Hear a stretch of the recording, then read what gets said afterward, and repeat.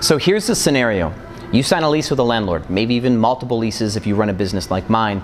They make you certain assurances to get you to sign those leases and move into the property. And then after you take possession of the property, they flip the script on you and make a bunch of changes. And because the landlord holds all the power, they can put you in a hard spot where you either have to change the way you operate or pay more money than you agreed to or move out.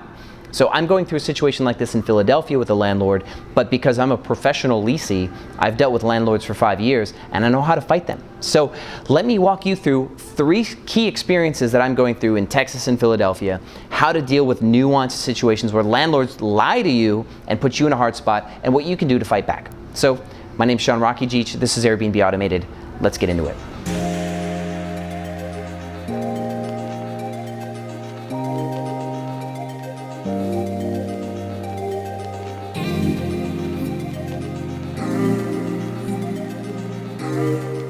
All right, welcome back, Airbnb family. So for those of you who know, I have 50 properties. We make a ton of money on Airbnb. That's beside the case in this video. But all of my properties are leases. I specialize in leased properties. I don't own any of my properties, and I've been in the game for about 5 years. And I've had a lot of little squabbles with landlords, but I've had a few big ones. And I'm going through one in Philadelphia right now that I want to talk to you about. I also sat in as a consultant for a mold case in Texas because I'm mold and water certified, and I have another landlord who's trying to cut some corners in Philly. And we're going to talk about all 3 because these play into your rights as a tenant and how you should go about taking care of your business if landlords lie to you and make your life hard. So, number 1, there's a building in Philadelphia where we came in and we toured, and the whole floor was available because it was new renovation, and they wanted us to take as many units as we possibly could. And we agreed to pick up 12 units. Not only were they low on occupancy, but of course they needed to fill these up because the whole floor was new. And we negotiated that we were going to take multiple units, which is in our favor. The occupancy was in our favor. And then we also agreed to take multi-year leases. So all 3 of these are attractive for us coming into negotiation. So we negotiated some special terms. We got some free rental spaces, and we got 4 months of rent for free.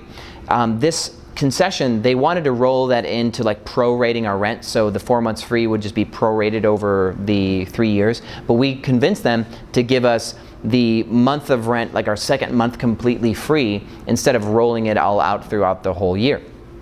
So immediately after we signed 5 of these leases, right? We were taking them in stages. We signed 5 of these leases. We took possession. The landlord fired the original management company that we did all of our negotiations with and hired on a new property management company. That new property management company did not get all the lease information, all the data from the last management company, so they're without key information. So the owner, being greedy, tries to put pressure on them to ask us pretty much to pay that second month of rent that we got for free in our concession agreement. They're like, you need to pay all this money or we're going to evict you. So they actually opened up a suit against us to try to get that money from us, and we're going to have court like the 5th of August, which is less than fun. But this landlord doesn't understand that they're not dealing with a normal tenant, they're dealing with a professional tenant. So here's what we can take away from this. Read your leases first off. Make sure that everything is in clear language. If the lease doesn't look like a standard lease, you're going to do a lot of Googling. In Texas, there's a TAA lease that most everybody uses, and Philadelphia has some pretty standard leases also. And Philadelphia actually has stricter laws where landlords have to give key documentation to tenants. And so in this case, there's these extra provisions, what we call concessions, which is a financial incentive to lease. That comes on a separate document that's not part of the original lease. So that signed separate concession, you need to have not only a copy of your lease, but you need to have a copy of that concession agreement as proof that you have that concession. Then, if this ever goes to court like it is with us, we present that concession agreement to the judge and say, well, sorry, Your Honor, the landlord is lying and stating that we owe extra money. He thought he could get an extra month of rent from us because management changed. So that's what we're going through with this person, and hopefully it doesn't affect our entire relationship with the building, because we would love to continue to do business there, but we're going to find out. So it doesn't end there with landlords though. So this landlord, of course, is just trying to get extra money, but in Philadelphia, our other landlord, we have 1 lease with, and she asked us to take the whole entire building.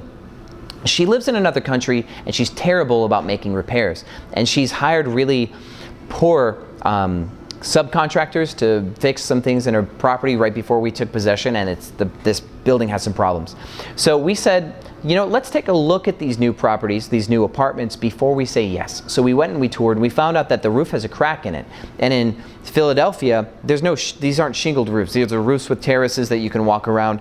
And so this crack in the roof would cause our tenants to have like water leaking in, and it would become a back-end issue. And once we had possession of the property, her leases state that we need to make all these repairs, and we're not going to go do that.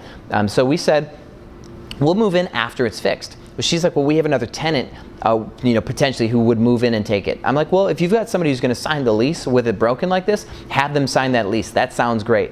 But if you'd like us to move in, we can make an agreement with you that we will start paying rent and we will move in once it is fixed. We will sign a lease with that written in there, with a lease start date, you know, early July, because this was like early June or mid-June. We're like, you know, we'll give you a couple weeks to get it fixed, and we'll start our lease in the future, and we'll move in if it's repaired.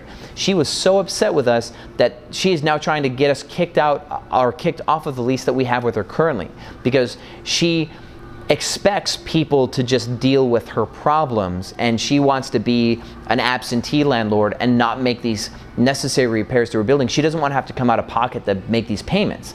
She's hoping that somebody else would make the mistake of moving in, and then in her lease it pretty much protects her, saying that if anything's wrong, the tenant has to make these repairs, and then they would have to deduct it from future rent.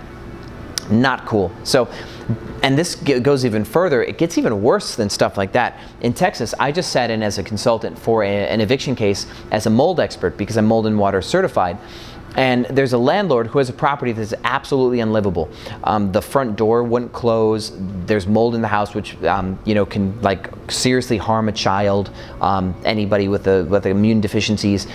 So in this eviction case, the tenant paid most of their rent a month early to give the landlord extra opportunity to make repairs, to have the money to make repairs. The landlord did not make those repairs. The tenant made some repairs.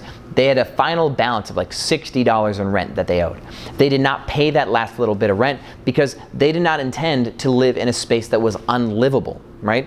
The home did not meet code in multiple ways, which of course the landlord is required to keep the property in code. He has an as-is clause in his lease that basically states that you're taking the property as is, and any repairs that have to get made will be done by the tenant, just like this landlord in Philadelphia. Well, if a property is not up to code, that provision, the as-is clause, does not fit, because it's the landlord's property to make sure that the building is always up to code. It's never the tenant's obligation. And so this is the kind of landlord we're dealing with here. He opens up an eviction lawsuit against the tenant for the $60 owed plus $25 a day in late fees. And that $25 a day in late fees can be endless. It's absolutely insane that a landlord could charge you this much money in late fees per day when your rent's like $1,100. But that's another ethics issue here. So he opens up this eviction lawsuit, basically stating, tenant, didn't make their rent payment on time and that they want the person out. This is a very small amount of money that a tenant could have just paid. But the reason why he's being this aggressive is because this tenant is wise to the fact that this property needs some serious repairs, and this landlord is looking for somebody that they can just push around. They want somebody who's going to take the lease, who's just going to deal with the problems, and the landlord's not going to have to put any more money into the property.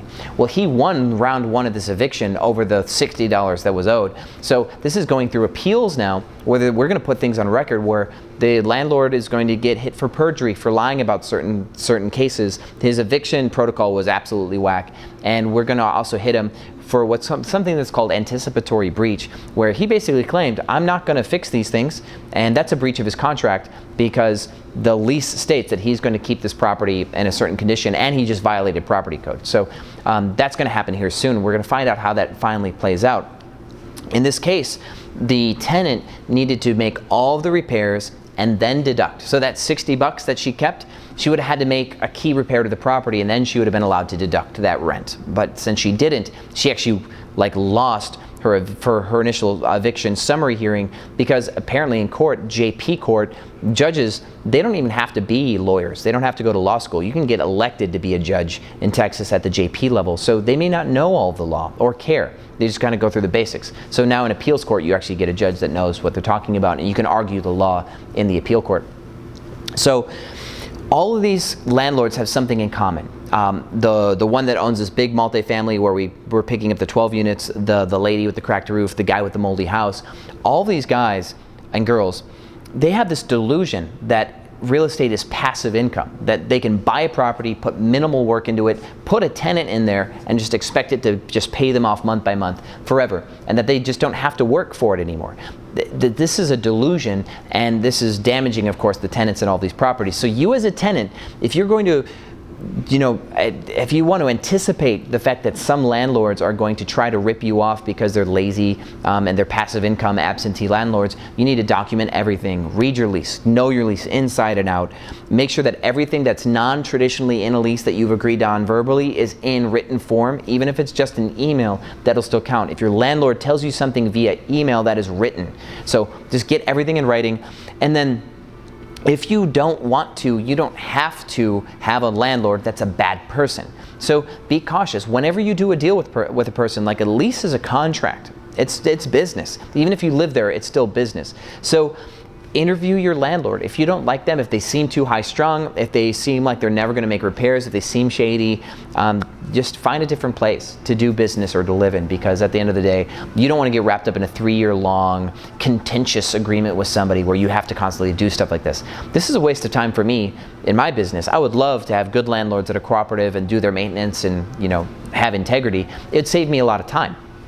But here we are. So stay tuned for future updates. I'm sure I'm going to have plenty to talk about after this August court case and this appeal in eviction court in Texas. There'll be plenty to learn and know. So if you have any other questions about my previous lease experiences, I'll try to share my experiences with you as much as possible. Feel free to ask in the in the comments. And if you have an Airbnb business property, if you do rental arbitrage, if you're a short-term rental operator, and you have questions about how this kind of stuff applies to your business, feel free to leave it in the comments too. There's plenty more to come.